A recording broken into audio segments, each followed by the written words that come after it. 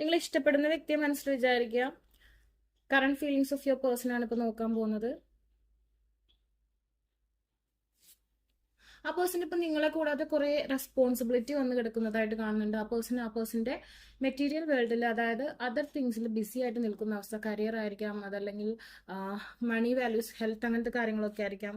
And then work place, romance, common cause connections. Okay, that means ആ person എപ്പോഴും നിങ്ങൾ ആ പേഴ്സന്റെ കൂടെ ഉണ്ടായിരുന്നെങ്കിൽ എന്നുള്ളൊരു ആഗ്രഹം ഉള്ളതായിട്ട് കാണുന്നുണ്ട്. അതായത് ഇപ്പോൾ ലോങ് ഡിസ്റ്റൻസ് അല്ലെങ്കിൽ നിങ്ങൾ തമ്മിൽ കൂടിക്കാഴ്ച കുറവാണ്, അങ്ങനത്തെ ഒരു സാഹചര്യം ആ പേഴ്സൺ ഇത്തിരി വിഷമമുള്ളതാകുന്നതായിട്ട് കാണുന്നുണ്ട്. ഓക്കെ, എത്ര ഡിസ്റ്റൻസ് ഉണ്ടെങ്കിലും നിങ്ങളുടെ റിലേഷൻഷിപ്പിന് സ്റ്റെബിലിറ്റി ഉണ്ട്, അത് നിലനിൽക്കുന്നതാണ് എന്നാണ് കാണുന്നത്. പക്ഷെ ഇപ്പൊ ഇത്തിരി ലാഗ് ഉള്ളൊരു സമയമാണ്. Lasting love, this is your true love. ഈ പേഴ്സൺ നിങ്ങളുടെ ട്രൂ ലവ് ആണെന്നും കാണിക്കുന്നുണ്ട്.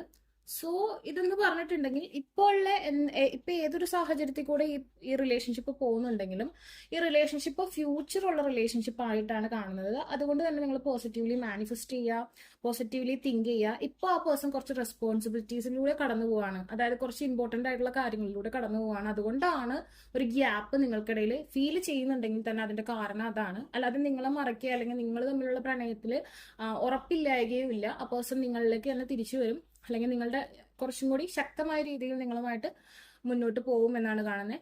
ഓക്കെ.